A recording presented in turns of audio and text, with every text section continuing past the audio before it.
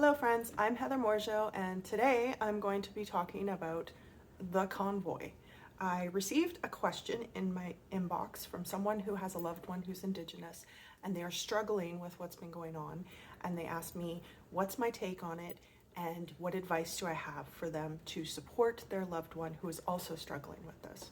So this is all my own opinion, of course, and I do not feel that the convoy or any of the anti-vax movement has anything to do with vaccine mandates. I believe that this is a white supremacy flex.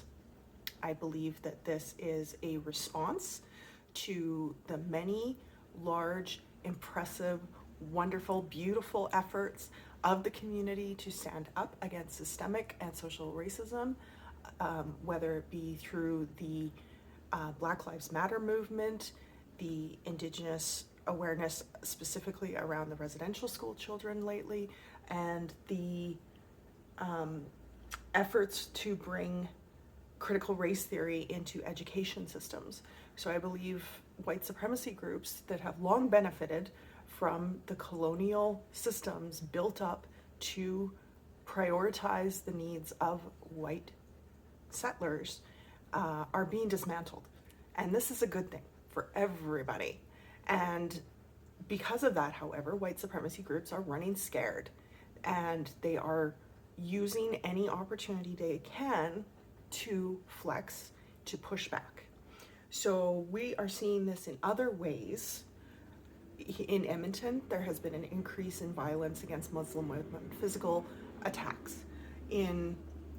During COVID, there was a rampant attacks against Asian people. There was anti-Asian hate at many levels, whether it be employment, people were losing jobs, people were being attacked on the street, people were just generally talking horrible things about Asian countries and people. And so then we have Black Lives Matter occurred after George Floyd was murdered by a police officer. There was demonstrations throughout the United States and Canada that were massive, and some of those did escalate. And since then, there has been an increase in the US of Black people who have been found dead, hanging in trees. And this, police are saying, oh, they're suicides. However, the one was a 65-year-old woman, and they're saying she climbed the tree and did it to herself. It's very evident to all of us who are part of the anti-racism movement that these are not suicides, that this is absolutely murder, and we don't have any doubt about that. There has been an increase in missing and murdered Indigenous women, girls, and Two-Spirit and men.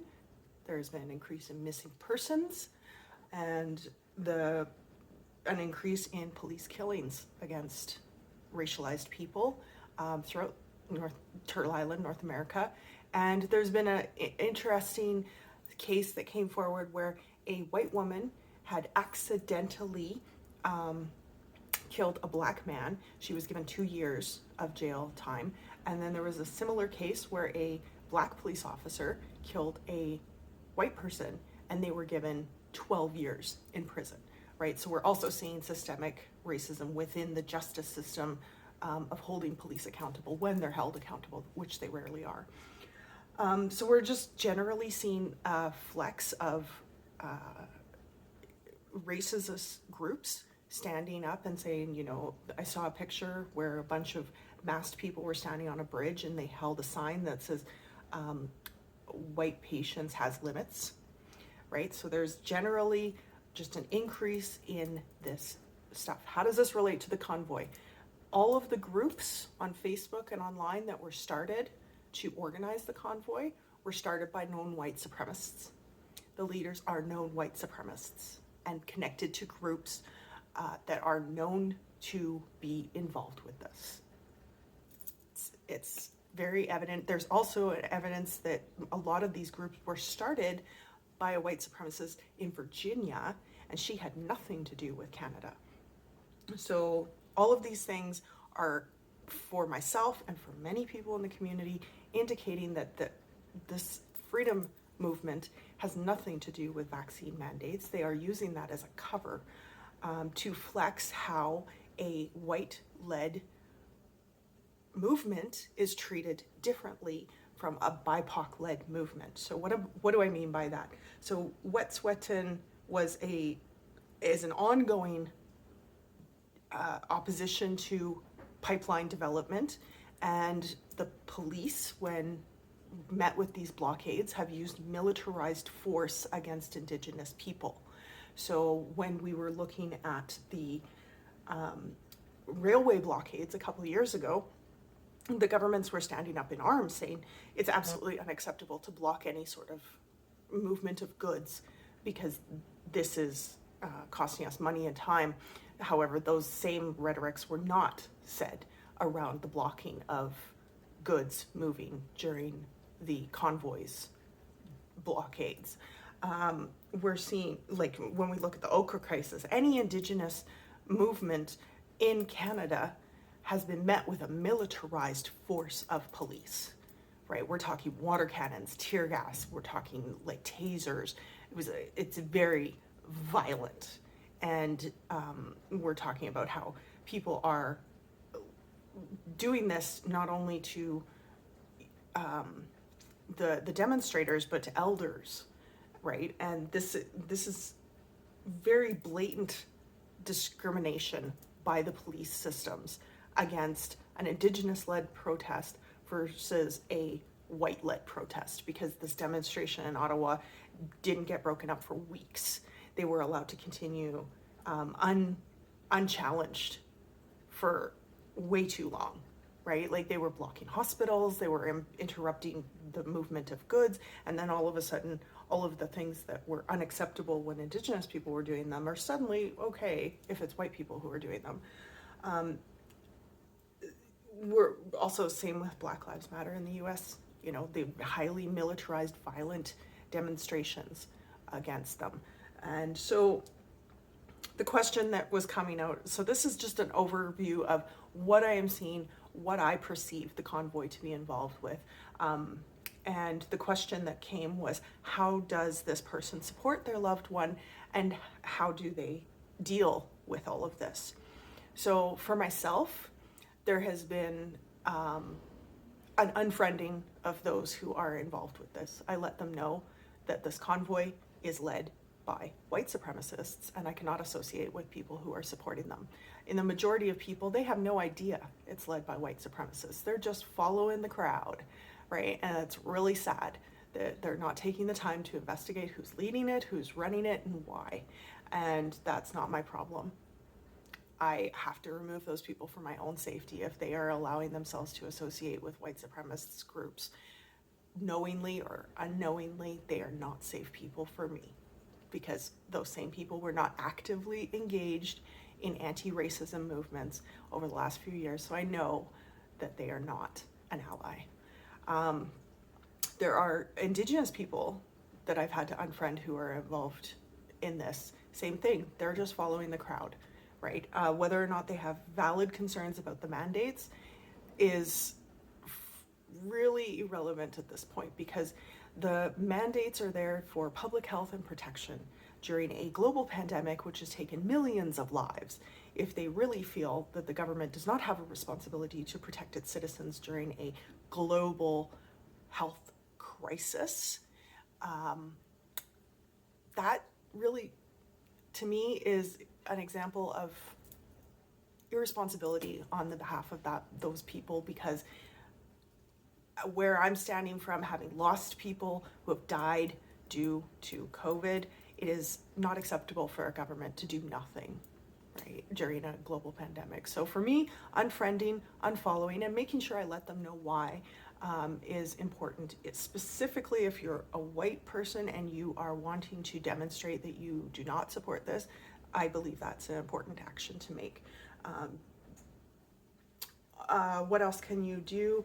Support Black, Indigenous, people of color leading movements that are solution-based. All right, so this is anything to do with agencies that are doing work in your existing community This is movements like Idle No More, Black Lives Matter, that are doing work to make systemic change possible. This is supporting things like critical race theory being brought into your education system. This is making sure that your education representative knows that you support education for children that focuses on racial education, race-based education, so people know what, I'm sorry, I'm saying that wrong, critical race theory education. So people are examining the ways in which race plays into our social structures and power dynamics within our society today. Also support, like, put your time, energy, and money into any Indigenous-led organization. So for this person in particular, their loved one is young. I would suggest taking them to the Diamond Willow Lodge here in Calgary. So this is an Indigenous-led youth programming for Indigenous youth. Help them come together. We have been separated due to COVID for a long time. We need to start building those community connections and supports again. So I would recommend that this person get their loved one involved in community initiatives like that are really positive, really supportive, focused on culture, focused on building community, and connect with other people who are maybe going through similar stuff right now. If you are a BIPOC person or anybody who is struggling right now due to COVID anxiety, COVID fatigue, make self-care a priority. So self-care can look like a lot of things. It can look like reaching out to counseling. It can look like not engaging with these things online. It can look like getting involved in community initiatives like that can embody the ethics that you want to amplify. So whether it is a effort for Indigenous BIPOC community growth, right? So supporting agencies that are already doing this work, like that's a definite way to do self-care. Also craft groups, yoga groups, meditation, anything that is allowing you to honor your own journey of healing and recovery is super important. Even just getting out and exercising, joining a walking group, and if you are in a position, make donations to the groups that are actually still doing this hard work. There are many leaders in the community here in Mohkinstsis who are speaking up and sharing information about this issue, and they need your support because they're doing it on their own dime. And following podcasts like Native Calgarian is wonderful for educating about issues that are local and specific to Indigenous rights issues. So that's a quick 13-minute overview of what I feel the Convoy is and how you can do self-care. For myself, right now, I'm not actively engaged in a lot of the counter-protests, counter-demonstrations, activism to call out the white supremacy which exists within the Convoy, because frankly, I'm exhausted and tired and scared, and I don't have the capacity to do more than survive right now. So that's honoring that my existence is resistance, and in order for me to maintain that, I need to do self-care right now. So that's why I have not spoken about this. This is why I have not been engaged in it. I live downtown. I've had to listen to this every Saturday for weeks. I put my earbuds in, I turn my music on, I leave the apartment, I go away. I can't handle it right now. I can't deal with it. And that's just the reality of where my mental health and ability to cope is at right now. So thank you for this question, and I hope something in this was useful for you and your loved one.